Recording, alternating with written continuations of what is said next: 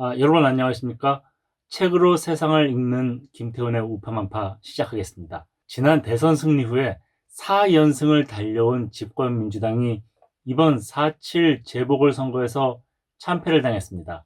서울, 부산 41개구 가운데 민주당이 이긴 곳이 단 하나도 없습니다. 불과 1년 전 180석 가까이 석권했던 정당이 이렇게 철저히 외면당했다는 사실이 믿어지지 않을 정도입니다. 이 통렬한 패배를 통해 국민이 던지고자 한 메시지는 분명합니다. 국정 운영의 대전환, 바로 이겁니다. 대통령 시켜주고 국회의석도 몰아줬는데 실정의 연속입니다. 그러니 지금까지의 국정 운영 방식을 바꾸라는 국민의 준엄한 명령이 떨어진 겁니다. 소득주도 성장, 검찰개혁, 청년 일자리 창출, 집값 안정, 몽땅 다 실패입니다. 이제 국민을 움직이지 못하게 해서 확진자를 억제해온 K방역도 위태롭게 그지없습니다.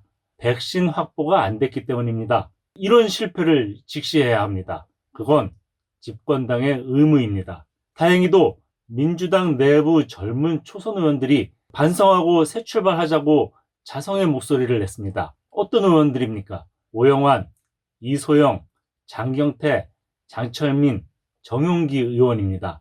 이 민주당 초선 의원들이 4.7 보궐선거 패배 원인으로 조국 사태를 꼽았습니다. 참으로 정확한 진단이 아닐 수 없습니다.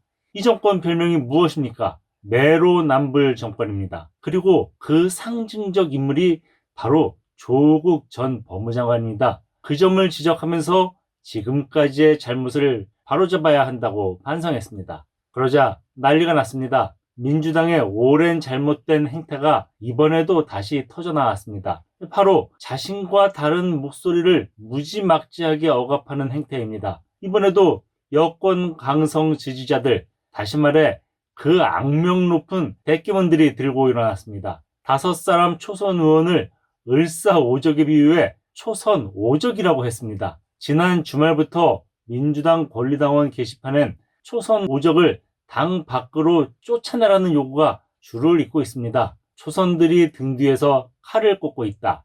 내부 총질하는 초선족. 누구 덕에 당선됐는데 주제를 모른다. 정치권에서 매장해야 한다. 어디 감히 조 장관을 입에 올리느냐. 이런 지적입니다. 그뿐 아닙니다. 대깨문의 행동 수칙이라고 할 수 있는 비난 문자 폭탄이 쏟아지고 있습니다. 그러자 이 초선 의원들이 이렇게 설명했습니다. 당내 다양한 성찰과 비전 제시가 필요하기 때문이다. 그런데 생각해 보십시오. 대깨문에 장악당한 민주당엔 다양한 의견이 설 자리가 없습니다. 그리고 또 한 가지 말씀드리자면 민주당에서 내부 총질을 하는 사람이 반성문을 쓴 초선 의원들입니까? 아니면 대깨문입니까? 등 뒤에서 칼을 꽂은 이가 초선 의원들입니까? 아니면 대깨문들입니까? 이 정당의 밖에서 지켜보는 일반 국민은 압니다. 지금 민주당의 가장 큰 문제, 근본적인 병폐가 무엇이겠습니까? 바로 대깨문 현상입니다. 대깨문 현상은 다른 말로 하면 다양성의 말살입니다. 도무지 자신과 다른 의견을 용납하지 못합니다. 물론 민주당만의 문제는 아닙니다. 국민의힘도 전신인 새누리당, 한나라당 시절 잘 나갈 때 이른바 의견의 독주가 있었습니다. 그런데 솔직히 말하자면 이번 정권처럼 극렬한 대깨문 문파 현상은 아니었습니다. 대깨문의 행태는 너무 극렬해서 그들의 지지를 받는 대통령조차 그들 눈치를 보는 실정입니다. 대깨문들은 반대 의견을 말하는 사람을 집단 밖으로 쫓아냅니다. 대표적인 사례가 금태섭 전 의원입니다. 최근에는 조응천 의원에게도 문자 테러가 쏟아졌습니다. 그리고 이제 선거 패배에 대해 사과하는 민주당 초선 의원 5명을 을사오적 취급하고 있는 겁니다. 이래서야 어느 누가 조직을 위해 충원하고 고언하겠습니까? 그런 의미에서 오늘은 반대의 놀라운 힘이란 책을 좀 읽어보겠습니다. 우리가 귀를 열어 남의 의견을 들어야 하는 이유가 잘 설명되어 있는 책입니다. 반대 의견은 우리의 생각을 확장시킨다. 반대 의견을 접하면 우리는 더욱 열린 방식과 다양한 방향으로 사고하게 된다. 더욱 많은 정보와 대안을 고려하고 문제 해결 과정에서 복합적인 전략을 더 많이 활용한다. 반대 의견으로 인해 우리는 훨씬 다채롭고 창의적으로 사고한다. 반대 의견은 의사결정의 질을 높인다는 점에서 중요한 의미를 지닌다. 정말 맞는 말입니다. 아, 이런 관점도 있구나. 맞아. 그걸 빠뜨렸네. 이래야 하는 겁니다. 이번엔 다수와 소수의 관계에 대해 얘기해 보겠습니다. 반대 의견을 말하는 사람은 조직 내에서 소수이기 십상입니다. 많은 사람이 자기는 진실을 추구한다고 생각합니다만 실은 착각입니다. 사람들이 진짜 추구하는 것은 진실이 아니라 다수입니다.